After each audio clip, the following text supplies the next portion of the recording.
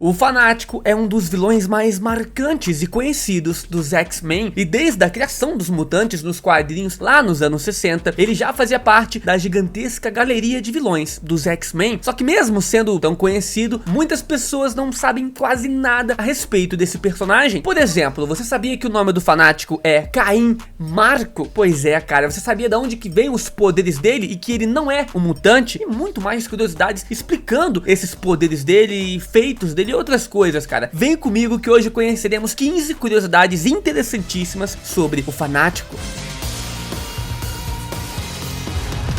Se você não me conhece, eu sou o Caio Ferreira e eu te convido a se inscrever aqui nesse canal para você ficar por dentro de tudo da cultura pop. Então fica à vontade. Bem, então pra gente já jogar uma curiosidade aqui interessantíssima, o Fanático não é um mutante. Nada melhor do que começar esse vídeo aqui com uma bomba, né? Como assim, Caio? O Fanático não é um mutante? Apesar de todos os imensos poderes e força sobre-humana, né, que o Fanático possui, na verdade, ele é apenas um homem comum e não um mutante, não um portador do gene X. Foi mostrado que ele não possui nenhum vestígio do gene X em seu corpo monstruoso, e todo o seu poder vem graças a uma experiência sobrenatural. Como muitos de vocês sabem, o Caim Marko, que é o nome do Fanático, é meio-irmão do Professor Xavier, o mentor dos X-Men, e a relação dos dois nunca foi das melhores, digamos assim. Afinal, mesmo sendo irmãos, o tratamento que eles recebiam dos seus pais nunca foi o mesmo. O Xavier era tratado com carinho e gentileza, já o Caim Marko, ao contrário do seu irmão, sofreu diversos abusos físicos e psicológicos dos seus pais, o que fez com que ele sentisse inveja e um gigantesco ódio pelo seu irmão durante anos. Então, com o passar do tempo, os dois se juntaram ao exército, e uma dessas missões, o Caim Marko e o Xavier entraram em uma caverna, e nessa caverna estava guardada a joia de Cyttorak, uma joia de uma poderosa entidade demoníaca. E no momento que o Caim Marko tocou nessa joia, ela então transferiu seus poderes para ele, assim transformando ele no gigantesco e poderoso Fanático que conhecemos hoje. Então não, ele não possui o gene X, ele não é um mutante, por mais que ele fique sempre junto nas histórias com os mutantes, e os seus poderes vêm de uma entidade sobrenatural, um demônio, né, interdimensional chamado de Cyttorak. É um erro até que comum achar que o Fanático é um mutante, também por culpa dos filmes da Fox, que adaptaram aquele Fanático como sendo um mutante, então isso acabou confundindo muitas pessoas. Próxima curiosidade, o Fanático matou o próprio pai. Como eu disse antes, o Caim Marko e o Xavier são meio irmão, né? O pai do Fanático, Kurt Marko, era um cientista nuclear e ele se casou ali com a mãe do Xavier. O mais esquisito é que, apesar de não ser o pai biológico do Xavier, ele gostava muito mais do Xavier, do Professor Xavier, do que o próprio filho Caim. E como vocês podem ver, essa treta de família, cara, durou por muitos anos. E ainda ajudou também a piorar demais a relação entre os irmãos, e por conta disso, o Caim então odiava o Professor Xavier, o seu meio-irmão. Tempos depois, a relação entre Caim e o seu pai acabou piorando ainda mais, até o dia que ele acusou o seu próprio pai de causar a morte do pai do Xavier, para que assim ele ficasse, né, com todo o dinheiro da família. Percebendo então que o Xavier estava na porta ali ouvindo tudo, o Caim Marko decide destruir todo o laboratório do seu pai. Só que isso causou um enorme incêndio, cara, foi misturado ali com vários produtos químicos. E aí o Kurt salvou seus dois filhos, mas acabou morrendo intoxicado. Então sim, ele não matou o seu pai diretamente, mas indiretamente. E você aí achando que a sua família tem problemas, cara. Esses personagens dos quadrinhos, mano, o problema deles é outro nível. Seguindo com mais uma curiosidade, o Fanático não pode ser parado. Como vocês sabem, a principal habilidade dada pela entidade Cyttorak foi a sua super força e super resistência. E é sério, cara, ele é tão forte que pode até mesmo ser comparado com o Hulk na sua forma normal. E quando o Fanático usa a sua super força, combinando com um grande impulso, ele se torna capaz de destruir qualquer coisa que está na sua frente. Pensa aí, cara, o que é um ser gigantesco correndo sem parar na sua direção. É assustador. Pra vocês terem uma ideia, nem mesmo as garras do Wolverine, ou as rajadas ópticas do Ciclope, ou o martelo do Thor foram capazes de parar o Fanático quando ele está correndo, né, nesse trajeto. As únicas coisas que conseguiram parar foi, por exemplo, o vilão Massacre nos quadrinhos, aquele vilão criado pela mente do Professor Xavier e a mente do Magneto. E o Hulk também, né, em algumas ocasiões já conseguiu bater de frente ali e segurar, né, essa corrida do Fanático. Mas sim, é por isso que ele acaba recebendo esse nome de o imparável Fanático, Juggernaut.